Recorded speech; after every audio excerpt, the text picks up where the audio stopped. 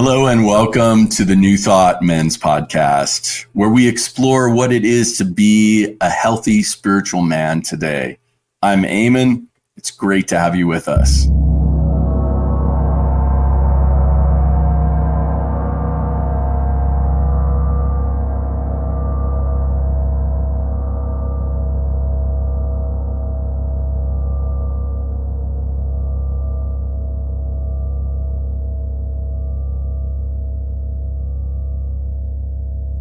Welcome to the New Thought Men's Podcast. I am Eamon. Today we are here with Barry Ebert. Barry, welcome. I've known you for many, many years. You are a mentor, a friend, an elder, just beautiful man all around. So excited to have you on the show today. So let me just share a little bit about you with people who might not know.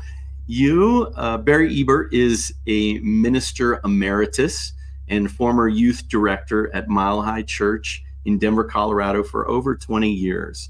And if you want to check out Mile High Church, it's milehighchurch.org. And he has been teaching Love and Logic parenting workshops at various locations for over 30 years and continues to teach and counsel with parents. He's married with 2 grown sons, 2 granddaughters, and he considers parenting and grandparenting to be the best and most important job there is.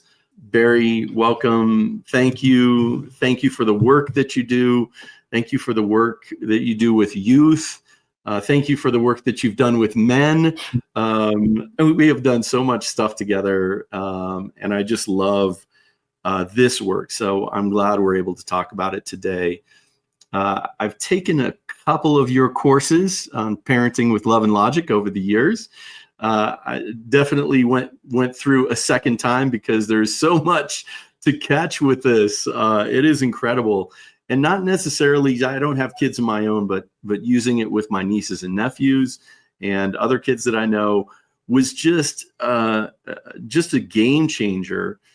And it didn't really stop there. It actually was super helpful. Some of these techniques, super helpful in my relationships, in my friendships, in business too. So I think it's more of a strategy versus that you can use in a lot of different situations versus just for kids. So share with us just a little bit about Love and Logic, kind of, if we don't know anything, what is this thing, and why would I want to use it?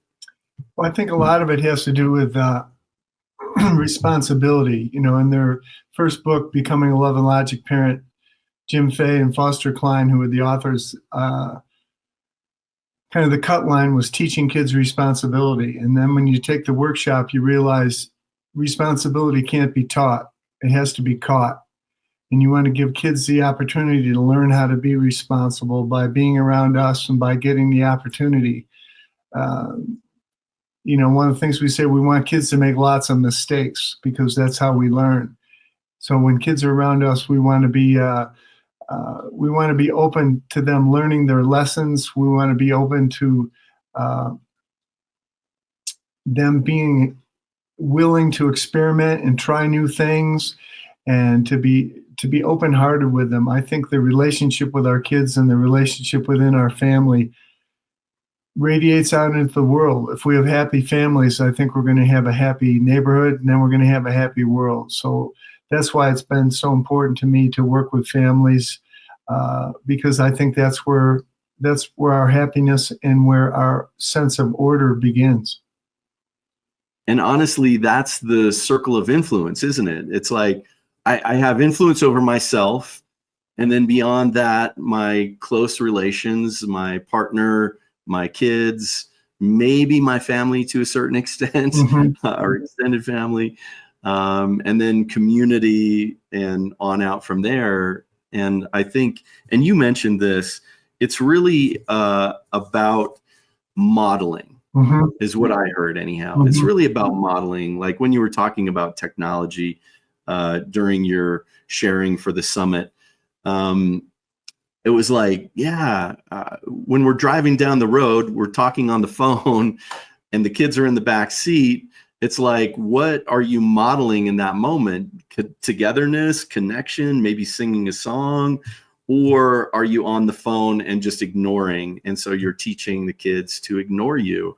I thought that was kind of a profound statement. Well, I think Go ahead. technology is an interesting piece because, you see this all the time when kids are acting up in the store and their parents will just hand them the phone, right? Because that works, and they know they'll stop acting up if you hand them the phone. But that doesn't make our relationships better. Now the kids got the relationship with the phone rather than having a relationship with their parent, right? So one of the things when I'm counseling with parents that have young kids is to address the relationship that you have with technology in your house, right?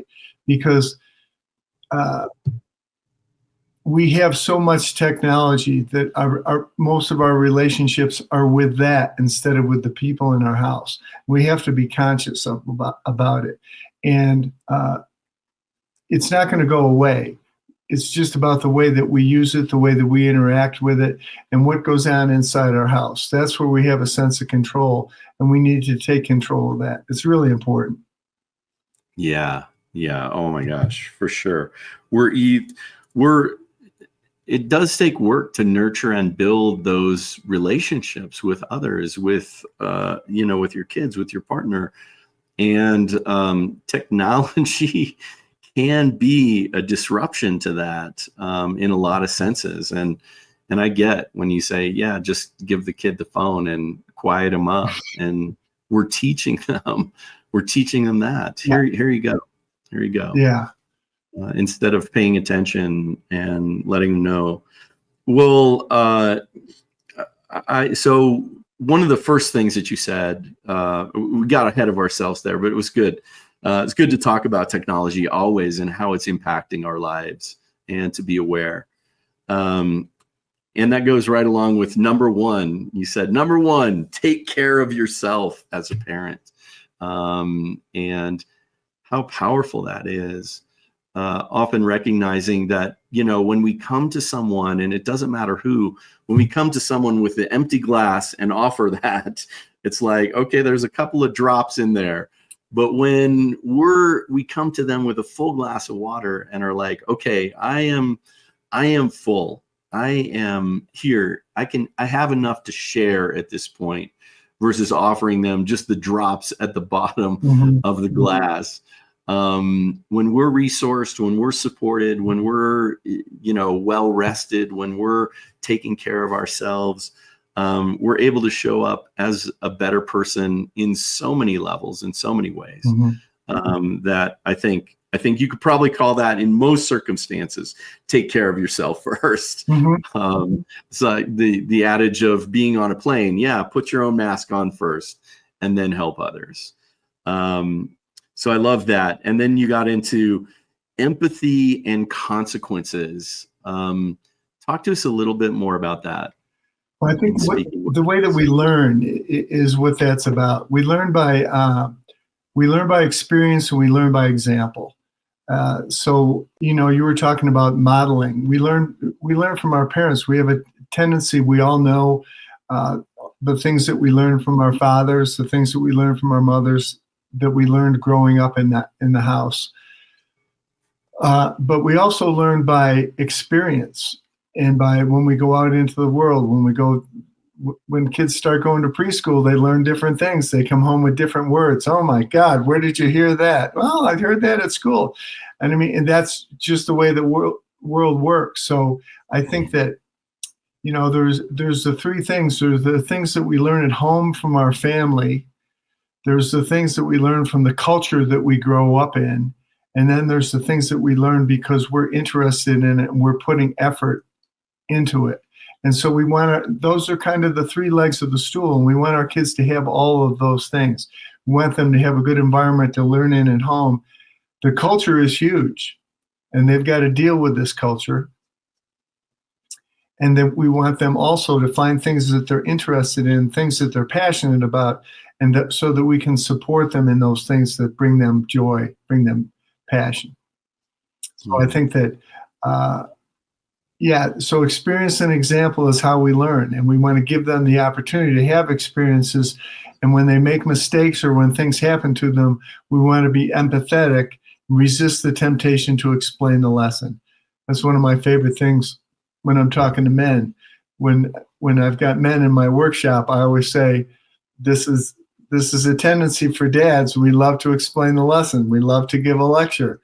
And so we got to resist that tendency to explain the lesson and let the consequence explain the lesson for us. Yeah.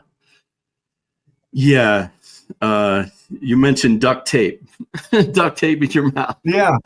I think we have better, we have what do they have? Those new breathing strips. So at least you can breathe. Maybe not duct tape, but an adjacent.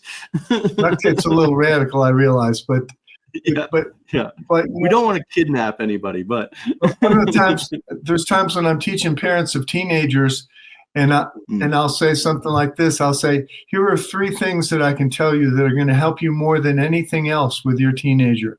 Just remember these 3 things. Keep your mouth shut, keep your mouth shut, keep your mouth shut. If you can just remember those 3 things, you're going to stop arguing with your teenagers so much.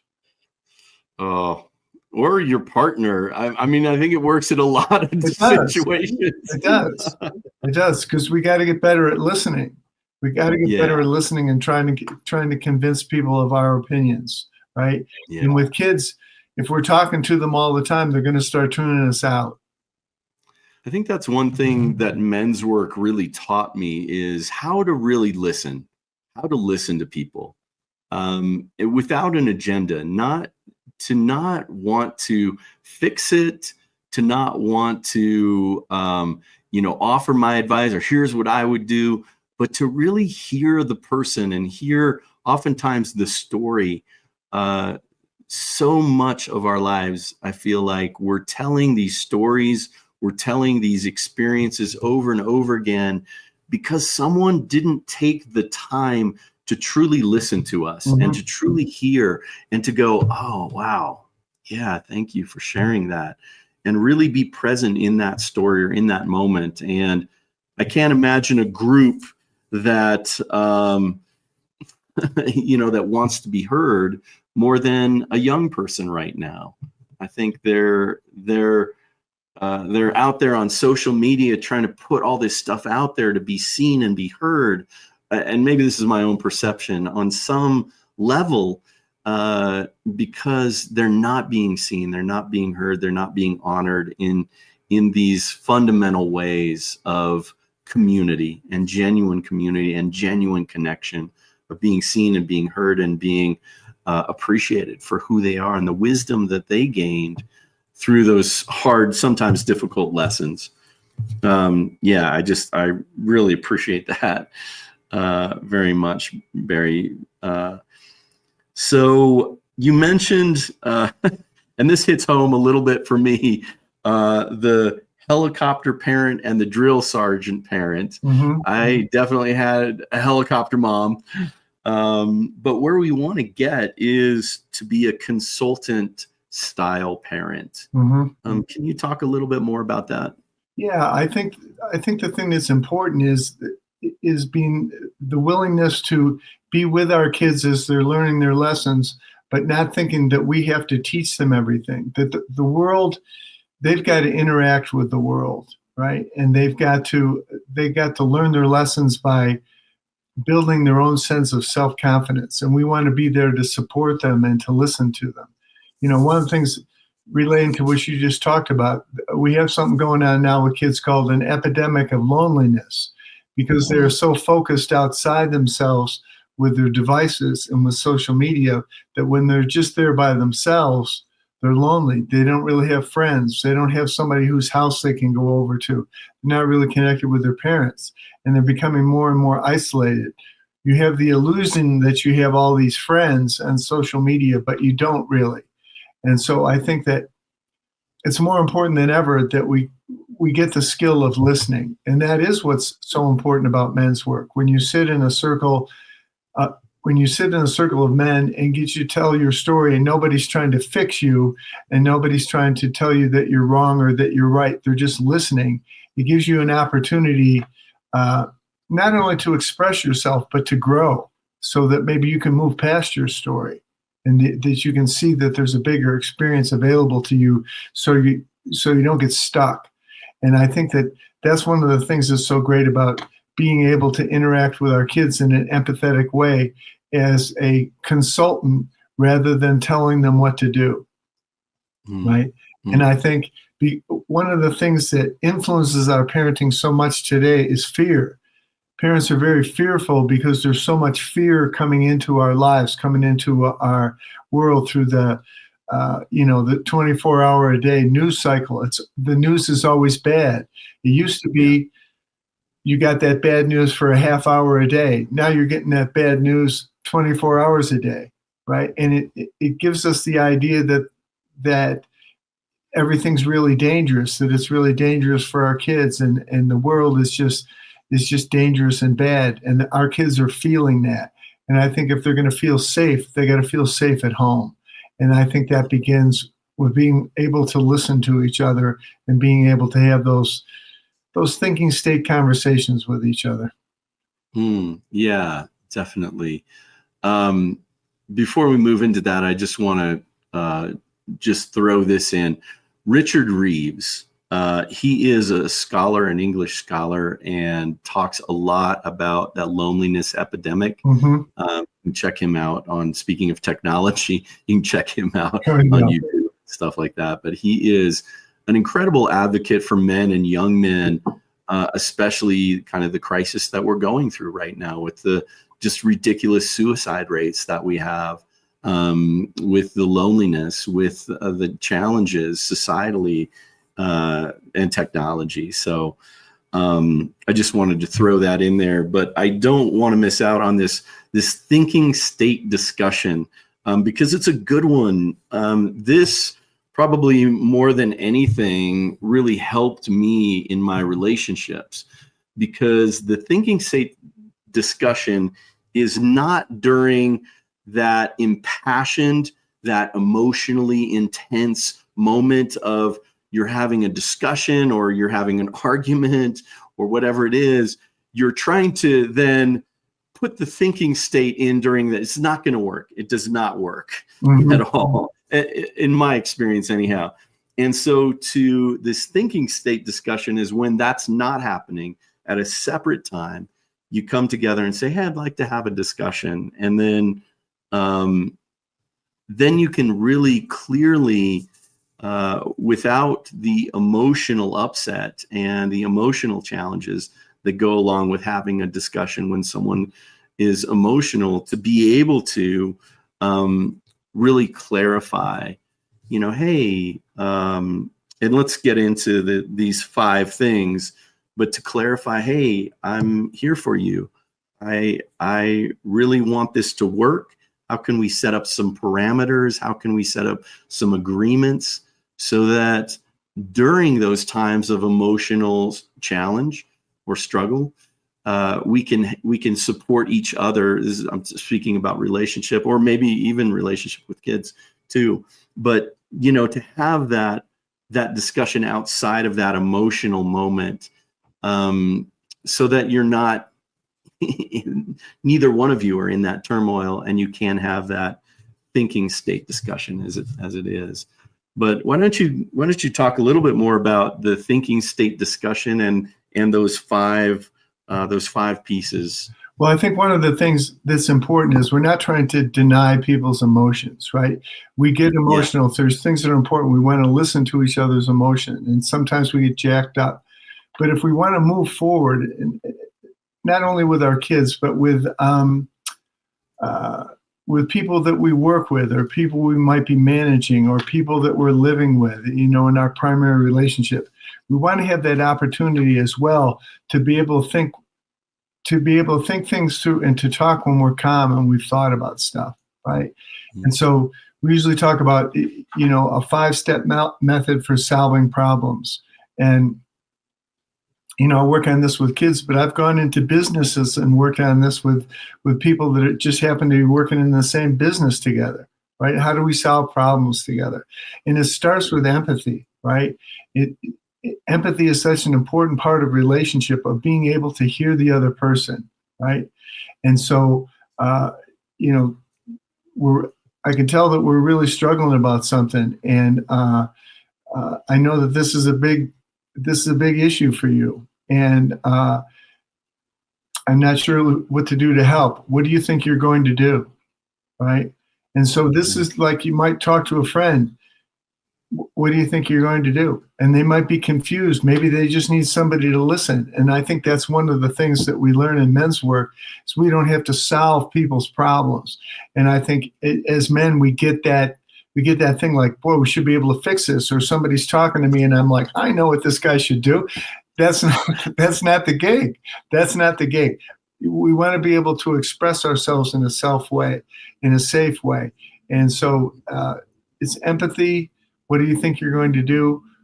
And then if they're open to choices, I'm talking about working with kids now. If they're open to choices, you can ask them, would you like to know what some other kids have tried, right? And if they're open to it, then you put some choices out there and you have them put back into it what they think the consequence of a choice would be. And then you give them the opportunity to go forward from that. That's what that method is. But I think things that are important, like we might argue with kids about technology or cell phones. We argue with kids all the time about that. And, when I'm counseling with parents, the cell phone is like the generic consequence. I'm taking her cell phone away. I'm giving her cell phone back. You can't have your cell phone this week. Rather than it being a consequence, can we talk about what's really important in our relationship and how the cell phone works, right? And to have a conversation about it, like you'd have a conversation with a friend, rather than using it as a weapon or a consequence. And I think that's really where the relationship can grow, whether it's a relationship between somebody you work with or your significant other or your children, to be able to think and to have a thinking state discussion, to talk about it when things are calm. That's what we hope for our government too, that they might get to that point. Yeah. Yes, absolutely. Yeah. Yeah, I think that's great. So the empathy, the message of what will you do, power or message. the power message, as you referred to it as. The number 3, kind of the thoughts or options or choices, and then stating the consequences, number 4, having the person who's going to experience the consequences stating the consequence. I love the example that you gave in the sharing, was, well, some kids might want to sit close to another kid and maybe copy off of their test. That would be one strategy for doing well on a test. And then the kid's like, well, I get kicked out of school for that. That's right. So I just thought that was a brilliant way to kind of address that. Mm-hmm. And then number 5, just not being attached. Just it's either helping solve the problem or not, or permission to solve or not to solve. Yeah. Good luck with that. I hope that works out for you. And see, and I think what you just said is an important thing. I talked earlier about the fine line between empathy and sarcasm, right? So it could be, I appreciate you talking to me. I hope this works out, man. I hope you get this going here. That'd be great. Or as opposed to, well, good luck. I hope that works out. That works out for you. Those are the same words, but it's about your tone. And I think that we have to watch our tone when we're talking with our kids.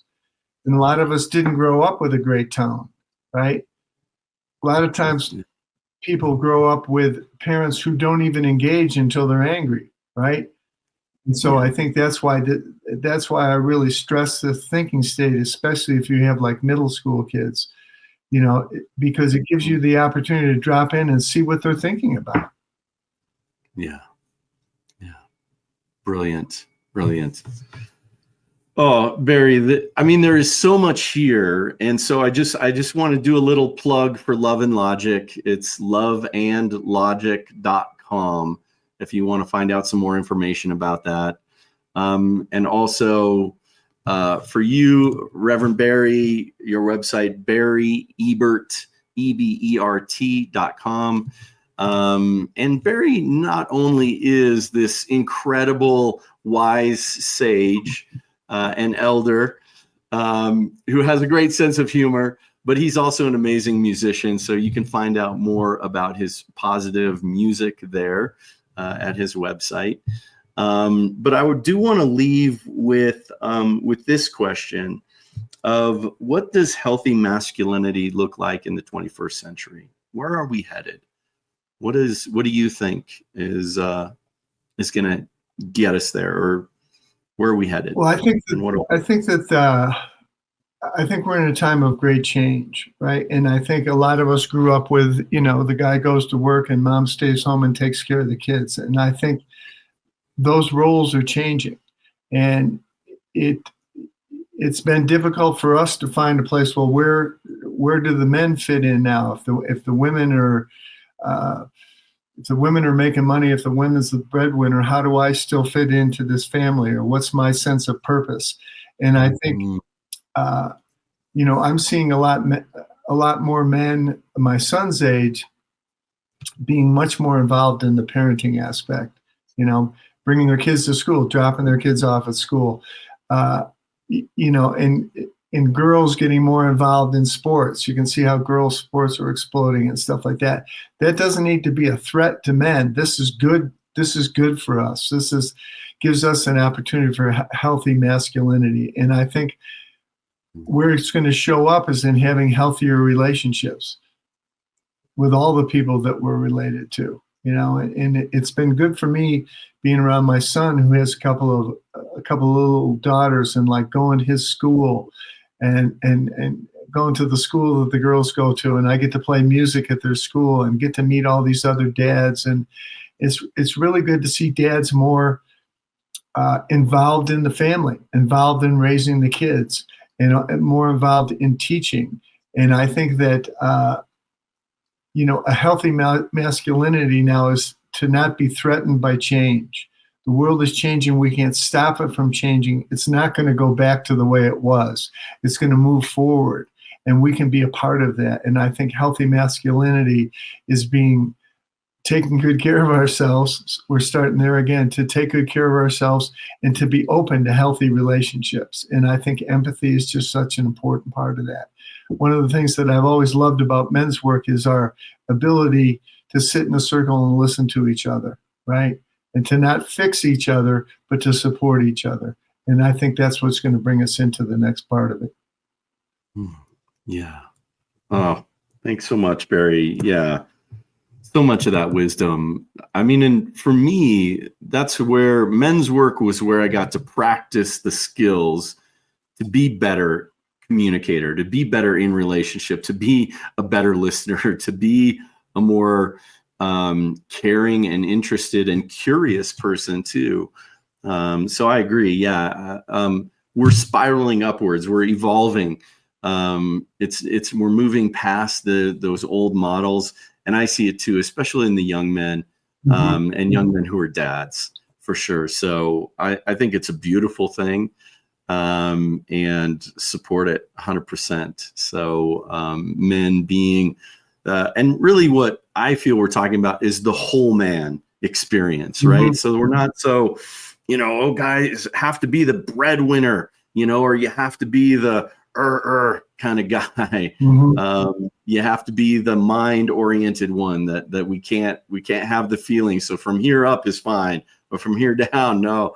So it's great to see, especially the younger generations, really embrace that and be that. I mean, I see young guys just hug each other like it was nothing. And for me and my dad, I actually it took me a year to train my dad to hug when I was leaving, just to give a hug and say I love you. It was the best experience and shifted mine and my dad's relationship 100%. Yeah. And a beautiful thing. And they've already got that. So I think, how beautiful is that?